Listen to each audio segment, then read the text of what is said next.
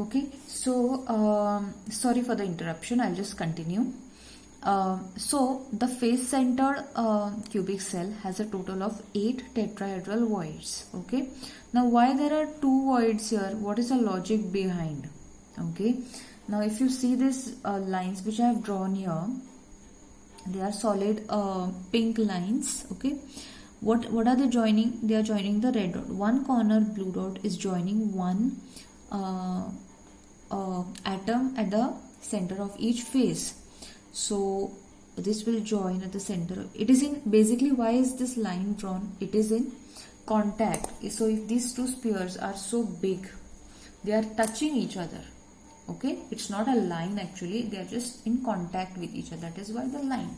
Okay, they are very close to each other. So here one more sphere at the posterior face. Okay, that face which is behind, and this one which is on the top. Okay, so this sphere is in contact with 1, 2 and 3 other spheres, and of course with this, but these are the closest ones. In the same way, this one is closest with this one and this one. Understood my point? So why there are 2 voids on one body diagonal is because this is in close proximity with this is in close proximity with these 3. So the arrangement of this is such that there are 2 tetrahedral voids per body diagonal. Okay, now we get a void at a distance r. That is, what is r? R is the radius of atom. So if I say this is one atom, its radius is r. So where are we going to get the void? Obviously it will be where the radius ends, right? Where the atom ends. So at a distance r, here you will get one void. Okay. Now what is the relation between radius and r and a? In the case of face centered, it is r is equal to root 3a upon 4. So that's why we get a void at a distance of root 3 of a upon 4. This is the logic. I covered this question just for your understanding and how to solve if such questions arise. Okay, basically you have to know this.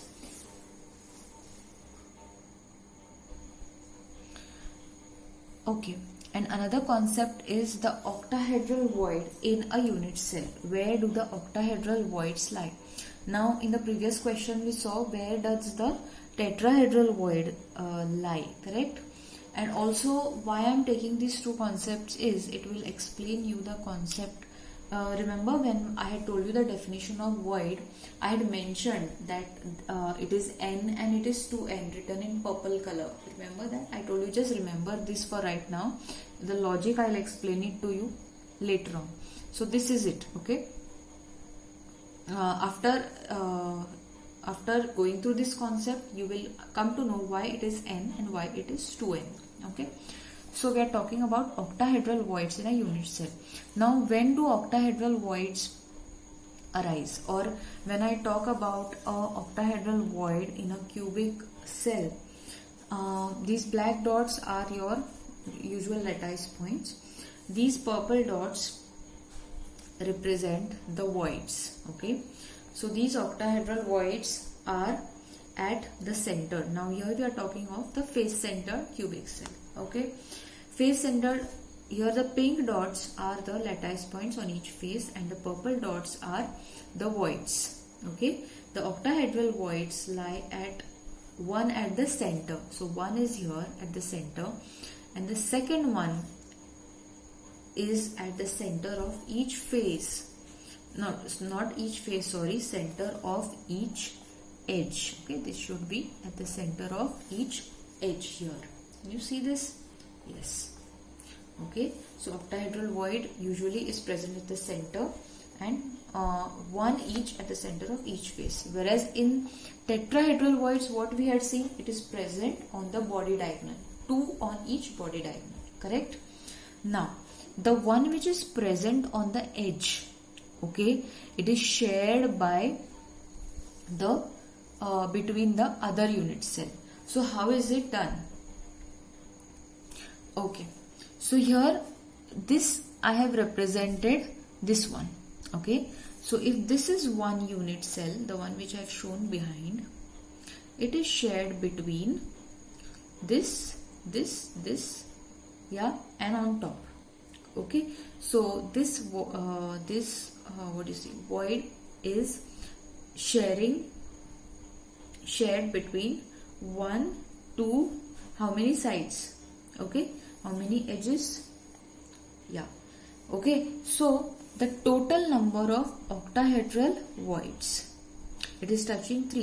1, 2, 3 and 4. So it is shared between 4 edges. Okay, that's why it is divided into 1/4. So each void is divided into 1/4. So the total number of octahedral voids is, how many total octahedral voids are there? 12. 1, 2, 3, 4, 5, 6, 7, 8, 9, 10, 11, 12. 12 into 1/4. Why? Because one void is divided into 4. 1, 2, 3 and 4. Okay, that is which gives you 3. And 1 at the center, which we had mentioned. So total will be what? 3 plus 1, that is 4. So total number of octahedral voids in a face-centered cubic cell is 4. Got it? Okay. Now I will explain to you the logic of n and 2n. Now the rank of face-centered cubic cell is 4. If you will understand this, if you have watched my earlier videos, what do you mean by rank?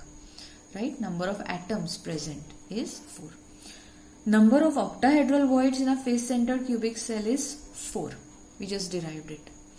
Number of tetrahedral voids is how many? 8, derived from our previous question.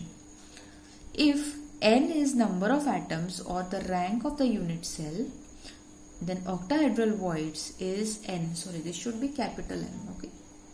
So octahedral voids will be n and tetrahedral voids will be 2n. So twice the number of atoms. Now got the logic behind this? So if we are talking of a face-centered cubic unit cell, any unit cell, got it? Any unit cell. If the number of atoms, if you know its rank, you can easily tell the number of octahedral voids and number of tetrahedral voids. Octahedral will be the same number of atoms. Tetrahedral will be twice of the number of atoms. Now I will give you one question for practice. Okay.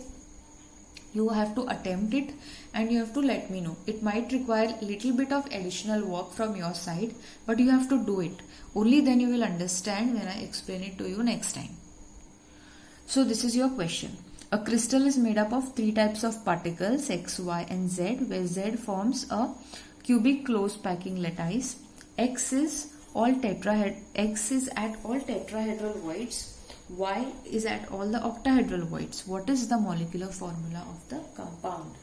Now this, apply your brains a little bit, read a little bit on your textbooks, watch the videos, you will get it. Okay, if not, yes, we will be solving it in the next video. Okay, till then, thank you so much for watching. Goodbye.